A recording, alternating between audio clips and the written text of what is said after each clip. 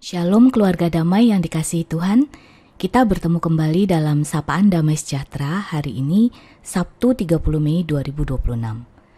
Bapak Ibu Saudara yang terkasih, saat ini kita hidup di zaman yang penuh perubahan dan ketidakpastian. Teknologi berkembang dengan cepat, nilai-nilai dunia terus bergeser, dan banyak orang merasa kehilangan arah. Dalam keadaan seperti ini, bahkan sebagai orang percaya pun kita terusik untuk bertanya, apakah Allah masih memegang kendali? Bagaimana saya dapat tetap setia sampai akhir? Nah, hari ini kita akan sama-sama membaca dan merenungkan firman Tuhan dengan tema Bersama Roh Kudus sampai kesudahan. Namun sebelumnya, mari kita tundukkan hati, kita mohon pimpinan Tuhan. Bapa di surga, kami mengucap syukur untuk setiap kesempatan ketika Engkau memanggil kami untuk datang mendengarkan suara-Mu. Tuntun kami ya Tuhan, agar kami boleh sungguh-sungguh mendengarkan-Mu, belajar bersandar kepada-Mu, dan menikmati persekutuan dengan-Mu. Dalam nama Yesus kami berdoa, amin. Bapak Ibu Saudara yang terkasih, firman Tuhan yang akan kita renungkan bersama terambil dari Efesus 1 ayat 3-14. Namun saya akan membacakan ayat 11-14. Bapak Ibu Saudara nanti bisa membaca selengkapnya dalam perenungan atau saat teduh pribadi. Efesus 1 ayat 11-14. Di dalam Dialah, Dia di sini Yesus Kristus, di dalam Dialah kami diberi warisan. Kita yang dari semula sudah dipilihnya sesuai dengan maksud Allah, yang mengerjakan segala sesuatu menurut keputusan kehendak-Nya, supaya kami yang sebelumnya telah menaruh harapan pada Kristus boleh menjadi puji-pujian bagi kemuliaan-Nya. Di dalam Dia kamu juga, karena kamu telah mendengar firman kebenaran, yaitu Injil keselamatan-Mu.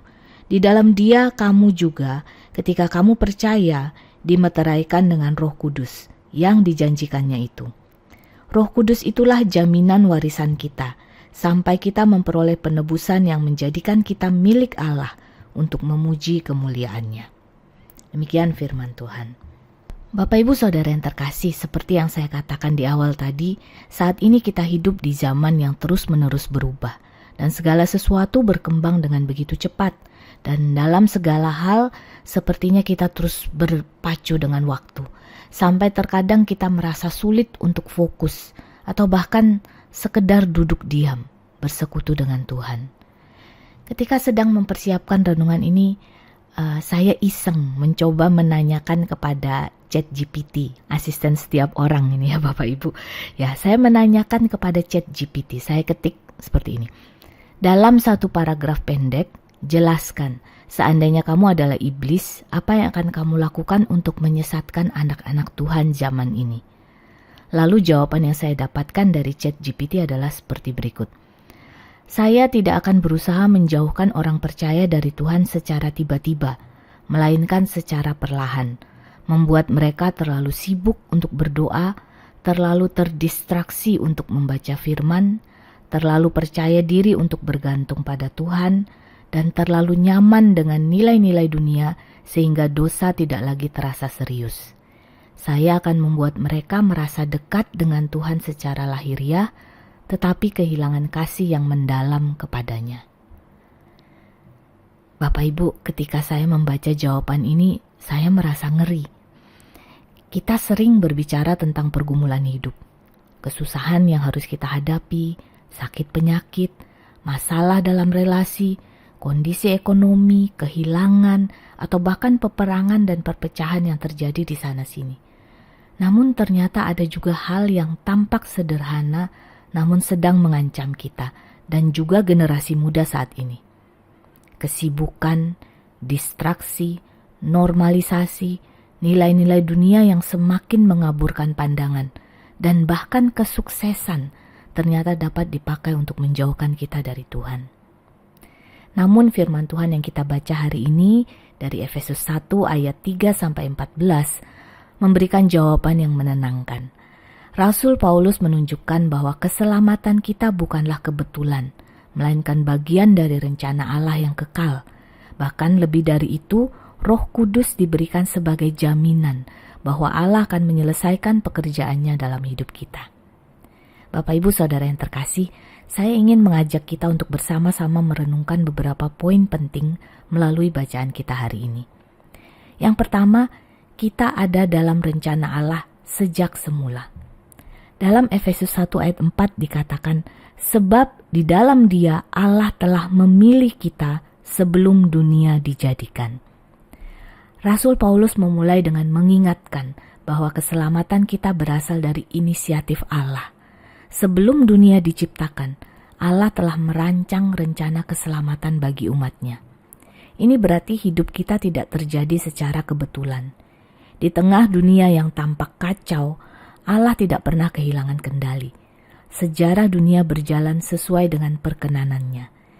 Ketika menghadapi masa depan yang tidak pasti, ingatlah bahwa hidup kita berada di tangan Allah yang kekal. Kita mungkin tidak memahami semua yang terjadi, tetapi kita dapat mempercayai pribadi yang memegang kendali atas segala sesuatu.